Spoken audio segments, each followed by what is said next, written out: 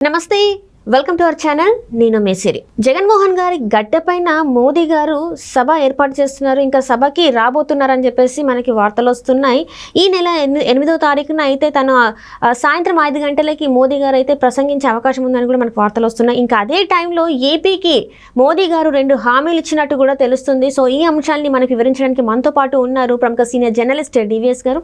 నమస్కారం సార్. నమస్తే సార్. ఇప్పుడు చూస్తుంటే మోదీ గారు అంటే లాస్ట్ టైం చూసాం మనం, చిలకలూరుపేటలోకి వచ్చి అక్కడ సభ నిర్వహించారు, అక్కడ ప్రసంగించారు. కానీ అక్కడ కొన్ని అనివార్య అంటే సంఘటనలు చోటు కూడా చేసుకున్నాయి. కానీ ఇప్పుడు ఈ నెల 8వ తారీఖున మోదీ గారు ఏపీకి రాబోతున్నారు, అక్కడ ప్రసంగించబోతున్నారు అన్నట్టు కూడా మనకు వార్తలు వస్తున్నాయి. ఇంకా ఇదొక వర్షన్ అయితే, ఇంకో వర్షన్ ఏంటంటే మోదీ గారు ఏపీకి 2 హామీలు ఇచ్చారు అని చెప్పేసి, దీనివల్ల జగన్మోహన్ రెడ్డి గారికి నిద్ర పట్టట్లేదని కూడా మనకి వార్తలు వస్తున్నాయి. ఇంతకు ఆ హామీలు ఏంటి సార్?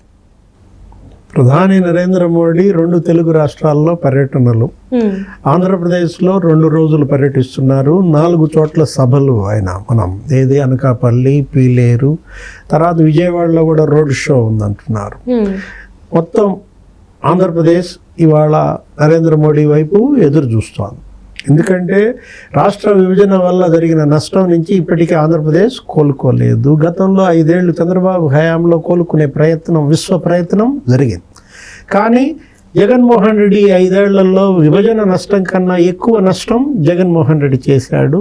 మళ్ళా ఆంధ్రప్రదేశ్ అధోగతి పాలైన నేపథ్యంలో ప్రధాని మోడీ ఆంధ్రప్రదేశ్కి ఏమన్నా వరాలు ప్రకటిస్తారా?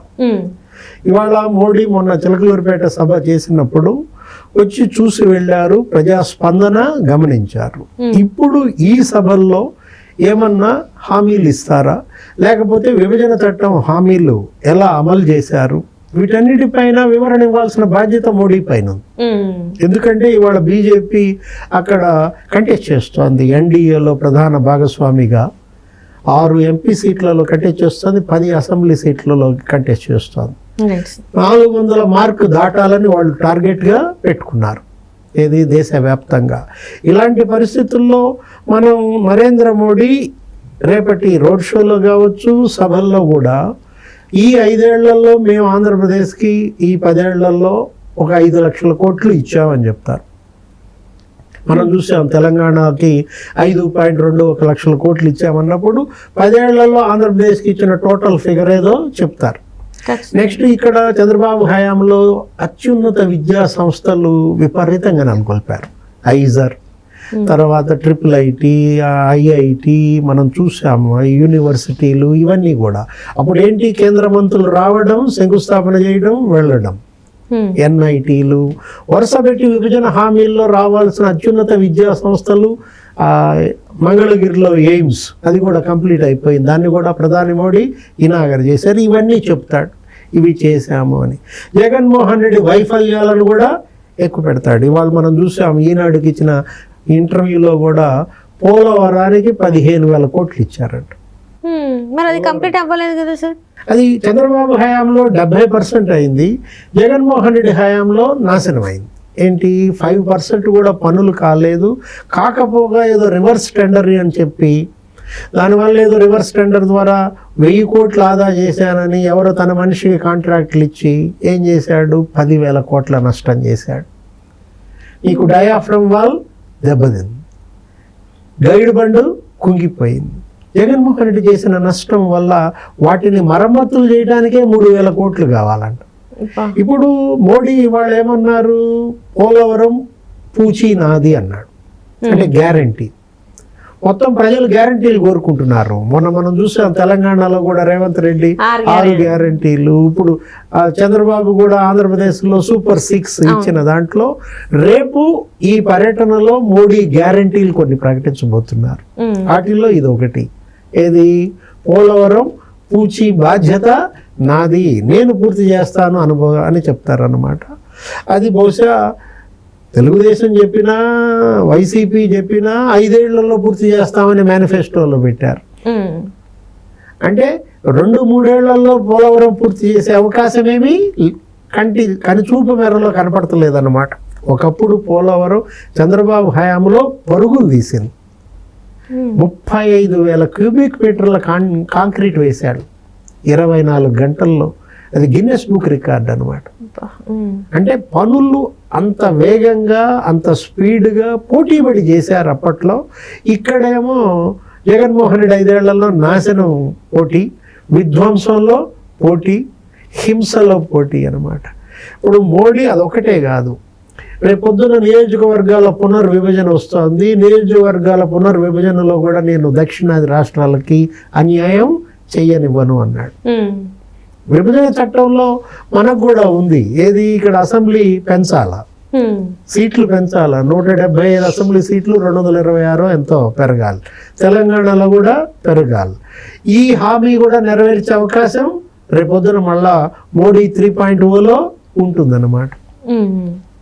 మాదిగలకి వర్గీకరణ మనం చూసాం, ఏది చంద్రబాబు హయాంలో మాదిగలకి ఇచ్చినటువంటి ఆ వర్గీకరణ వల్ల అప్పుడు మాదిగలకి అటు విద్య ఇటు ఉపాధిలో చాలా గొప్ప పరిణతి వచ్చింది. దాన్ని వాళ్ళు ఆ ఫలాలు అనుభవించారు. ఎవరు? మాదిగలు. ఇవాళ మాదిగలు పిల్లలు ఇంతమంది చదువుకుంటున్నా, ఉన్నత ఉద్యోగాలు చేయగలుగుతున్నా ఆ రిజర్వేషన్ల యొక్క ఫలితం. మందాకృష్ణ ఇవాళ ఎన్డీఏ భుజానేసుకుని ప్రచారం చేస్తున్నాడు, ఏమని? ప్రతి మాదిగా ఎన్డీఏని బలపరిస్తేనే మన కళ నెరవేరుతుంది. రిజర్వేషన్ల కోసం మాదిగల పోరాటం అది 30 ఏళ్ల పోరాటం. ఇప్పుడు దానికి మొన్న గత ఎన్నికల్లో, తెలంగాణ పార్లమెంట్ ఎన్నికల్లో మోడీ వచ్చినప్పుడు విశ్వరూప సభ ఒకటి పెట్టి మందాకృష్ణని మనం వాటేసుకోవటం, కృష్ణ కూడా కన్నీళ్లు పెట్టుకోవటం, పెద్దన్నయ్య నువ్వు మా కళ నువ్వే నెరవేర్చాలనడం మాదిగల్లో ఆశలు రేపెట్టింది. ఇప్పుడు మరోసారి ఈ సభల్లో కూడా దాన్నే చెప్తారు. ఏంటి? నేను కమిటీ వేశాను, మాదిగల యొక్క కళ నెరవేరుస్తా, రిజర్వేషన్లు సాధించే పూచి నాది అని మరో గ్యారంటీ మోడీ ఇవ్వబోతున్నాడు అటు మాదిగలకు. ఇవాళ మనకేంటంటే రెవెన్యూ లోటు కలవర పెడుతోంది ఆంధ్రప్రదేశ్. ఏది? అసమాన విభజన వల్ల అప్పుడే 16,000 కోట్ల ఆర్థిక లోటులో మనం ఏర్పడ్డాం. అది ఇప్పుడు పెరిగిపోయి దగ్గర దగ్గర 48,000 కోట్లు అయిపోయింది. అంటే 3 రెట్లు పెరిగిన దీంట్లో ఇచ్చింది కాదనం, కేంద్రం ఇచ్చినా కూడా ఆ ఇచ్చిన దాన్ని ఆంధ్రప్రదేశ్ సద్వినియోగం చేసుకునే పరిస్థితిలో జగన్మోహన్ రెడ్డి లేకపోవడంతో ఏమైంది? ట్రాక్ ఎక్కలేదు, అప్పులో పాలైంది. నీకు 12 లక్షల కోట్ల అప్పుల్లో ఆంధ్రప్రదేశ్ మునిగిపోయింది. దీన్ని ఒడ్డున పడాల్సిన బాధ్యత కూడా మోడీదే. మళ్ళా ఆంధ్రప్రదేశ్లో స్వయం ఉపాధి పెరగాలి, ఎంప్లాయ్మెంట్ రావాలి, కంపెనీలు రావాలి. కంపెనీలను తరిమేశాడు జగన్మోహన్ రెడ్డి వాటాల కోసం బెదిరించి. అమర్ రాజా ఇలాంటివన్నీ కూడా పారిపోయాయి. ఇప్పుడు మోడీ ఆ గ్యారంటీ ఇవ్వాలి. ఏది? మరో గ్యారంటీగా ఆంధ్రప్రదేశ్లో కంపెనీలను నేను రాబడతాను, నేను తీసుకొచ్చి స్థాపింపజేస్తాను, మీకు ఎంప్లాయ్మెంట్ నేను కల్పిస్తాను అని యువతకి గనక మోడీ గ్యారంటీ ఇస్తే ప్రజలు నమ్ముతారన్నమాట. విభజన చట్టం హామీల అమలు ఒకటి, జగన్మోహన్ రెడ్డి చేసిన నష్టం భర్తీ చేయటం మరొకటి.